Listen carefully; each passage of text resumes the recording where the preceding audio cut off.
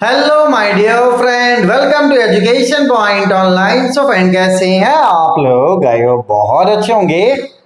मेरे प्यारे बच्चों, फाइनली आरबीपीबी ने अपने रीवैल्यूएशन का रिजल्ट डिक्लेयर कर दिया है।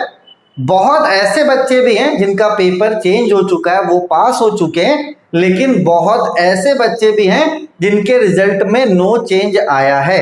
अब बच्चों के मन में सिर्फ एक ही सवाल है, सर क्या हमें चैलेंज भरना चाहिए या चैलेंज का फॉर्म नहीं भरना चाहिए? अगर हम चैलेंज भरते हैं तो क्या क्या चीजें होती है जो आपको ध्यान में रखना है बेटा। देखो, एक बात आप समझना, अभी इस वीडियो का मकसद मेरा सिर्फ एक ही है कि आप सिर्फ एक गलती कर सकते हो, और अगर आपने वो गलती करा तो आपका सेमेस्टर बैक हो जाएगा। जो फोर्थ सेमेस्टर वाले बच्चे हैं, तो वो वाली गलती आपको नहीं करना है बेटा। चलिए मैं चीजों को आपको अच्छे से थोड़ा एक्सप्लेन कर देता हूं कि कौन सी ऐसी गलती है जो आपको अभी नहीं करनी है, क्योंकि चीजें अभी आपके फेवर में।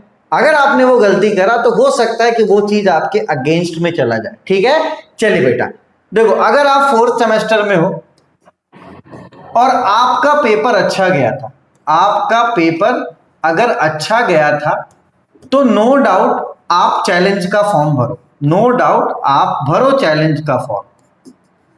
ठीक है, और फोर्थ सेम में बहुत ऐसे बच्चे भी हैं जिनका पेपर अच्छा नहीं गया था, तो आपको क्या करना है बेटा, अभी एग्जाम में टाइम है, आपके पास अभी एक अटेम्प्ट और है, तो इस एक अटेम्प्ट में अपना 100% दो। आप रूटीन से बेटा अपना प्रिपरेशन स्टार्ट कर दो। आप रूटीन से क्या करो बेटा, अपना प्रिपरेशन स्टार्ट कर दो, क्योंकि अभी सब कुछ खत्म नहीं हुआ है, अभी कोई सेमेस्टर बैक आपका नहीं लगा, अभी एक चांस है। और अगर इस एक चांस में आप अच्छे से और ईमानदारी से पढ़ोगे ना, तो नो डाउट आपका पेपर क्लियर हो जाएगा। क्योंकि जब एग्जाम्स आएंगे तो मैं हर एक पेपर के लिए वीडियो बनाऊंगा कि आपको किस तरीके से एग्जाम को लिखना है। ठीक है, चलिए तो अब यहाँ पे दो टाइप का ऑडियंस हो गया हमारे पास। एक ऑडियंस जो चैलेंज का फॉर्म भरेगा, और दूसरे बच्चे हैं जो चैलेंज का फॉर्म नहीं भरेंगे। ठीक है, अब एक बात आप समझना, आपने चैलेंज का फॉर्म भरा है, फिर भी आज से, बात समझिएगा, आज से आपको प्रिपरेशन में लग जाना है। ठीक है, और जिसने नहीं भैया भरा उनको तो लग ही जाना, उनके लिए तो कंपलसरी है।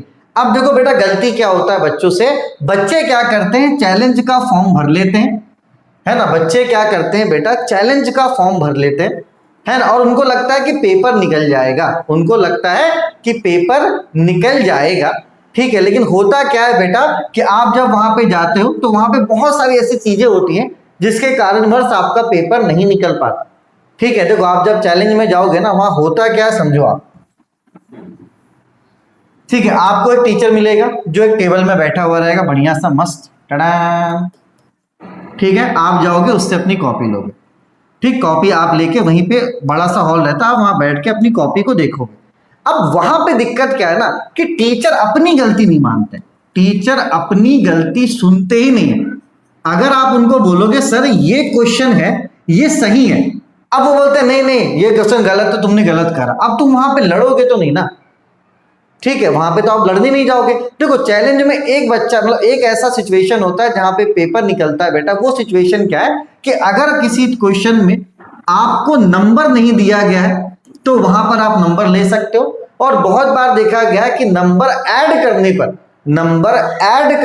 नंबर कभी कभी टीचर गलत जोड़ देते हैं, तो वहां पर बच्चों को बेनिफिट होता है। लेकिन एक बात समझना, बहुत ऐसे टीचर्स मिलते हैं बच्चों को जो अच्छे होते हैं, जो बच्चों का सपोर्ट करते हैं, है ना। लेकिन ऐसे टीचर्स बेटा आरबीपीबी में 10% ही है जो बच्चों को सपोर्ट करते हैं। वहां जाओगे ना, तुम कॉपी तुमको लोगे तुम, और तुम बोलोगे कि सर ये है। जैसे अभी मैं पुलिस स्टेशन जब गया था तो मैं बोल रहा था सर मेरा कोर्स बच्चे बेच रहे, वो सुनने को तैयार नहीं था। तो आप जब सुनने के लिए कोई तैयार नहीं होगा तो आप उससे कैसे एक्सप्लेन करोगे कि क्या सही और क्या गलत है। तो वहां पे कुछ उस मेंटेलिटी के टीचर बैठते हैं जो सुनने के लिए तैयार नहीं होते, उन अपनी गलती मानने को भी तैयार नहीं होते। तो इस बात को आप ध्यान में रखना। पेपर निकलने के चांसेस होते हैं, अगर आपके मैथ्स पूरे सही है, कॉपी एकदम नीट एंड क्लीन है, तो आप वहां पे फाइट कर सकते हो, बोल सकते हो नहीं भैया ये भी सही है, ये भी सही है, ये भी सही है। लेकिन आपको ओवर कॉन्फिडेंट नहीं होता। चैलेंज आपका अधिकार है, आप उस अधिकार का इस्तेमाल कीजिए, लेकिन ओवर कॉन्फिडेंट नहीं होना है। आपके रिवेल का रिजल्ट आ चुका है, आपने चैलेंज का फॉर्म भरा है या नहीं भरा है, आपको आज से पढ़ना स्टार्ट करना है बस। इस वीडियो का बनाने का सिर्फ एक ही मकसद था कि अभी आपके पास समय है, अभी आपके पास समय है, आप अच्छे से प्रिपेयर करके फिर से एग्जाम देके पेपर निकाल सकते हो। ठीक है, तो मैं सभी बच्चों से ये रिक्वेस्ट करूंगा कि भैया भले आपका पेपर अच्छा गया था, आपने चैलेंज का फॉर्म भी भरा, लेकिन प्लीज इस बात को आप नोट करना, प्लीज आप प्रिपरेशन आज से स्टार्ट कर दो। आज प्रिपरेशन आप आज से स्टार्ट कर दो। ठीक है, चलिए अब आप बोलिएगा सर आपकी बात हमने मान ली, अभी से हम पढ़ना स्टार्ट करते हैं, अब ये बता दो सर कितना कितना पढ़कर जाना है। ठीक है, चलिए बेटा, तो यहां पर मैं आपको बता देता हूं आपको कितना कितना पढ़कर जाना है। बात करते हैं मैथमेटिक्स 2 में, आपको यूनिट 1 पूरा पढ़ना है। ठीक, यूनिट 2 का आप पढ़ो हाफ। कहां तक पढ़ोगे? वेरिएशन ऑफ पैरामीटर तक, वेरिएशन ऑफ पैरामीटर तक आपको पढ़ना है। ठीक है, यूनिट 3 आपको फुल पढ़ना है और यूनिट 4 आपको फुल पढ़ना है। इतनी सारी चीजें आपको पढ़कर जानी है बेटा। और अगर आपके पास समय बचा तो यूनिट 5 में जो आपको अच्छा लगे उसमें थोड़ा बहुत आप पढ़ लेना, थोड़ा बहुत आप पढ़कर जा सकते हो। Again I am repeating the same thing, मैं फिर से वही बात दोहरा रहा हूं कि यूनिट 1 आपको पूरा पढ़ के जाना है, यूनिट 2 आपको हाफ पढ़ के जाना है वेरिएशन ऑफ पैरामीटर तक, यूनिट 3 आपको फुल पढ़कर जाना है और यूनिट 4 आपको फुल पढ़कर जाना है। अगर आपके पास समय बचता है तो यूनिट 5 आप थोड़ा बहुत पढ़ सकते हो। ठीक है, चलिए, बहुत ऐसे बच्चे जिनका मैथमेटिक्स 1 की वजह से अभी 4th सेमेस्टर में वो है, तो आपको यूनिट 1 पूरा पढ़ना है। ठीक है, यूनिट 5 पूरा पढ़ना है और आपको 4 ईयर सीरीज पूरा पढ़ना है।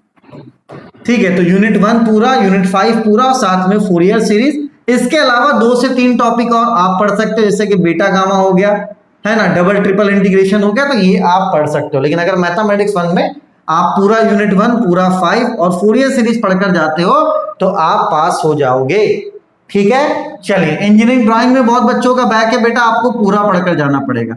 क्यों मैं पूरा बोल रहा हूं? क्योंकि देखो इंजीनियरिंग ड्राइंग स्टार्टिंग में टफ होता है, बाद में वो क्या हो जाता है, इजी हो जाता है। तो भैया ईडी वीडी में रिस्क मत लो, आप भले चैलेंज का फॉर्म भरो, आपका वो अधिकार है, लेकिन मैं बोल रहा हूं कि अगर वहां पे टीचर आपको टेढ़ा मिल गया तो वो सुनता ही नहीं है यार, आप कितना भी बोल दो सुनने को तैयार नहीं होता, गलती मानने को तैयार नहीं होता, तो आपको बड़ा होपलेस सा फील होगा, अरे यार हमने तो फॉर्म भर दिया ऐसा वैसा।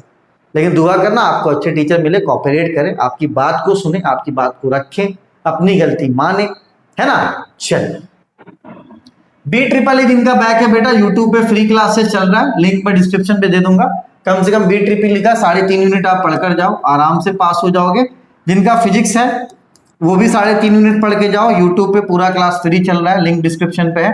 केमिस्ट्री जिसका है बेटा वो भी यूट्यूब पे फ्री चल रहा है, लिंक डिस्क्रिप्शन पे है बेटा। ठीक है, चलिए, ईडी का फीस अभी एप्लीकेशन पे 799 है, M1 का 500 है और M2 का 799। ठीक है, बाकी ये सब सब्जेक्ट क्या है आपके फ्री हैं। ठीक है बेटा, चले, तो आपको अपने सवाल का जवाब मिल गया होगा कि भले आपका एग्जाम अच्छा गया था, खराब गया था, आप चैलेंज का फॉर्म भरिए या नहीं भरिए, लेकिन प्रिपरेशन आपको स्टार्ट कर देना है। बच्चे वहीं फंसेंगे जो चैलेंज का फॉर्म भरेंगे। ठीक है, और बोलेंगे अरे यार वहां तो निकल ही जाएगा, तो भाई ऐसा मत सोचना प्लीज, क्योंकि अगर यही सोचा तुम फंस गए, 15-20 दिन आपका ऐसे बर्बाद हो जाएगा। तो अभी से आप पढ़ना स्टार्ट कर दो, आपका काम बन जाएगा, कोई दिक्कत वाली बात नहीं है। आपके साथ गलत हुआ है ना, बहुत ऐसे बच्चे जिनका पेपर अच्छा गया था फिर भी उन्हें पास नहीं किया गया, लेकिन ठीक है भाई, सही गलत के चक्कर में इंसान को मान के जो नुकसान अभी तुम्हारा ही है, गलती किसी की भी हो नुकसान आपका है। तो अब आपको अपने समय को नुकसान नहीं करना। ठीक है, आपके पास अभी समय, आप अच्छे से पढ़िए, अपने कंसेप्ट को अच्छे से समझिए, जितने क्वेश्चन है उनको अच्छे से प्रैक्टिस कीजिए, हो जाएगा। ठीक है, चलिए, सभी का लिंक मैं डिस्क्रिप्शन पे दे दे रहा हूँ बेटा, आप पढ़ना स्टार्ट कीजिए, है ना। और पैनिक नहीं करना है, अभी आपके पास समय है, जो 4th सेम वाले है ना बेटा, अभी आपके पास समय, आपने बहुत बार एग्जाम दिया है RGPV में, तो अब आपको एक मोटा मोटी आइडिया भी लग चुका है।